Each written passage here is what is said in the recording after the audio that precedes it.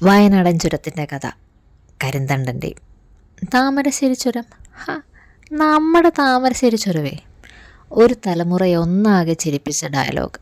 വെള്ളാനകളുടെ നാടെന്ന സിനിമയിൽ താമരശ്ശേരി ചുരം പപ്പുവിൻ്റെ നാവിലൂടെ വെളിപ്പെട്ടപ്പോൾ കേരളക്കര തലയറഞ്ഞു ചിരിച്ചു. പക്ഷേ ആ ചിരിക്ക് കാരണഭൂതമായ 12 കിലോമീറ്റർ നീളമുള്ള 9 ഹെയർപിൻ വളവുകളുമായി കിടക്കുന്ന ആ മലമ്പാതയിൽ പുതഞ്ഞു കിടക്കുന്ന ഒരു വഞ്ചനയുടെ കഥ ഇന്നും പലർക്കും അറിയില്ല. ബ്രിട്ടീഷുകാരുടെ ബുദ്ധിയിൽ തെളിഞ്ഞ ഈ ചരിത്രപാതയുടെ പൂർത്തീകരണത്തിന് സ്വജീവൻ നൽകിയ ഒരാളുണ്ട്. കരിന്തണ്ടൻ എന്ന ആജാനുബാഹുവായ ഒരു ആദിവാസി യുവാവ്. ഇന്നും ചുരത്തിൻ്റെ അവസാനമായ ലക്കിടിയിലെത്തുമ്പോൾ അവിടെ കാണുന്ന ചങ്ങല ചുറ്റിയ മരം നമ്മോട് പറയുന്നതും കരിന്തണ്ടനെക്കുറിച്ചാണ്. ഏതോ ഒരു മന്ത്രവാദി ചങ്ങലയിൽ ആവാഹിച്ച് ആ മരത്തിൽ ബന്ധിപ്പിച്ചിരിക്കുന്ന കരിന്തണ്ടൻ്റെ ആത്മാവിനെക്കുറിച്ച്. കരിന്തണ്ടനെക്കുറിച്ച് ആധികാരികമായി പറയാൻ ഇന്നും എഴുതപ്പെട്ട ചരിത്രമോ രേഖകളോ ഒന്നും തന്നെയില്ല.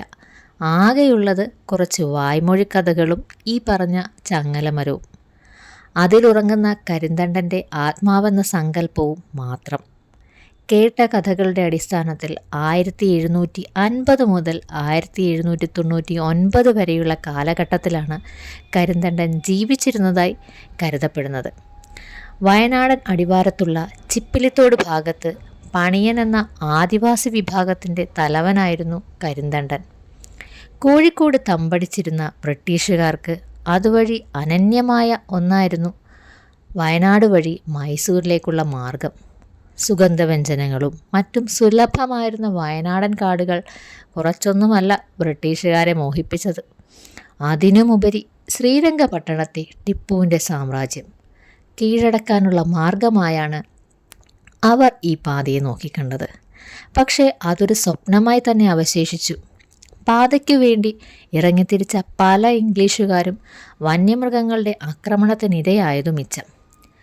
വയനാടൻ കുന്നുകളുടെ അടിവാരത്ത് ആടുമേച്ച് നടക്കുന്ന ആജാനുബാഹുവായ കരിന്തണ്ടനെ കണ്ടതോടുകൂടിയാണ് ഈ സ്വപ്നത്തിൻ്റെ യാഥാർത്ഥ്യത്തിലേക്കുള്ള വഴി തെളിഞ്ഞത്. കാടിൻ്റെ ഓരോ മുക്കും മൂലയും അറിയാമായിരുന്ന കരിന്തണ്ടൻ്റെ സഹായത്തോടെ ഇംഗ്ലണ്ടിൽ നിന്നെത്തിയ എഞ്ചിനീയറുടെ നേതൃത്വത്തിൽ പാത തേടി മുന്നേറി. അടിവാരത്തിൽ നിന്നും ലക്കിടിയിലേക്കുള്ള ആ എളുപ്പവഴി കണ്ടെത്തിയപ്പോൾ ബ്രിട്ടീഷ് സംഘത്തിന് സന്തോഷം അടക്കാനായില്ല. വയനാടൻ കാടിനെ അറിഞ്ഞ കരിന്തണ്ടൻ്റെ സഹായത്തോടെ പുതിയൊരു ചരിത്രപാത അവിടെ തുറക്കുകയായിരുന്നു. പക്ഷേ വെള്ളക്കാരുടെ കറുത്ത മനസ്സിൽ അപ്പോൾ മറ്റൊരു പദ്ധതി ഉരുക്കൂടുകയായിരുന്നു. കാലങ്ങളായി പരിശ്രമിച്ച് തോൽവി മാത്രം രുചിച്ച സൂര്യൻ അസ്തമിക്കാത്ത സാമ്രാജ്യത്തിൻ്റെ ഉടമകൾക്ക് ഒരു സാധാരണക്കാരനായ ആദിവാസിയുടെ സഹായത്തോടെ ദക്ഷിണേന്ത്യയിൽ പടയോട്ടം വ്യാപിപ്പിക്കാനുള്ള താക്കോൽ പാത തുറന്നു കിട്ടിയത് അംഗീകരിക്കാൻ കഴിഞ്ഞില്ല. മാത്രമല്ല, ഈ കണ്ടുപിടിച്ച പാത കരിന്തണ്ടൻ മറ്റാർക്കെങ്കിലും കാട്ടിക്കൊടുത്താലോ എന്ന ചിന്തയും ബ്രിട്ടീഷുകാരെ അലട്ടി. ഒടുവിൽ അവർ തീരുമാനിച്ചു, ഈ പാതയ്ക്ക് കാരണക്കാരനായ കരിന്തണ്ടൻ ഇനി ജീവിച്ചിരിക്കേണ്ട.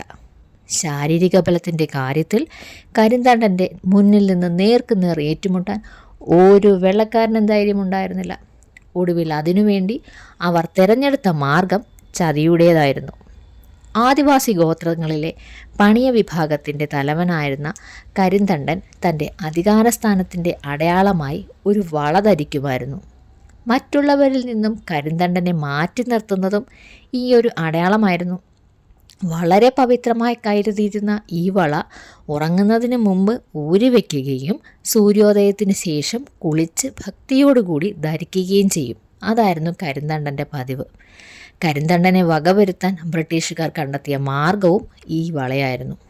ഒരു നാൾ രാത്രി കരിന്തണ്ടൻ ഉറങ്ങാൻ കിടന്നപ്പോൾ ഊരിവെച്ചിരുന്ന വള വെള്ളക്കാർ കൈക്കലാക്കി. ഉണർന്നെഴുന്നേറ്റ കരിന്തണ്ടൻ തൻ്റെ അധികാരത്തിൻ്റെ ചിഹ്നമായ വള കാണാത്തതിനാൽ പരിഭ്രാന്തനായി. വള നഷ്ടപ്പെട്ട തനിക്ക് കുലത്തെ നയിക്കാനുള്ള അധികാരം നഷ്ടമാകുമെന്ന കരിന്തണ്ടൻ മാനസിക വിഷമത്തോടെ തളർന്നു വീണു.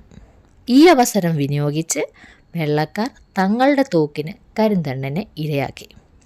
ചതിയുടെ ഇരയായി മരണപ്പെട്ട കരിന്തണ്ടൻ്റെ ആത്മാവ് ഗതി കിട്ടാതെ ആ മേഖലയിൽ അലഞ്ഞു. പലർക്കും ഭീഷണിയായി കരിന്തണ്ടൻ്റെ ആത്മാവിനെ ഒടുവിൽ ഏതോ ഒരു മന്ത്രവാദി ചങ്ങലയിൽ ആവാഹിച്ച് ലക്കിടിയിലെ ആ മരത്തിൽ ബന്ധിക്കുകയായിരുന്നു. ഇന്ന് അതുവഴി കടന്നു പോകുന്നവരാരും ലക്കിടിയിലെ ആ ചങ്ങലമരത്തിനെ വന്ദിക്കാതെ കടന്നു പോകാറില്ല.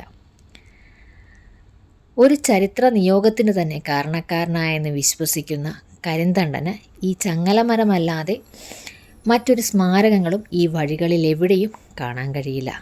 പറഞ്ഞറിഞ്ഞുള്ള അറിവ് വെച്ച് പടിഞ്ഞാറേത്തറ അയ്യപ്പൻ എന്ന കലാകാരൻ കരിന്തണ്ടൻ്റെ ഒരു രൂപം തയ്യാറാക്കിയിട്ടുണ്ട്. വയനാടൻ ചുരത്തിന് കരിന്തണ്ടൻ്റെ പേരിടണമെന്ന വാദഗതിയും ഇപ്പോൾ സജീവമായി നിൽക്കുന്നു. ഇനി ഒരിക്കലെങ്കിലും ഈ താമരശ്ശേരി ചുരം കയറുന്നവർ ഒന്നോർക്കുക, പപ്പുവിനെ മാത്രമല്ല താമരശ്ശേരിയുടെ മലമ്പാതയിലൂടെ മലയാള നാടിനെ കിഴക്കിനെ കൂടണീക്കിത്തരാൻ കാരണക്കാരായ കരിന്തണ്ടനെയും.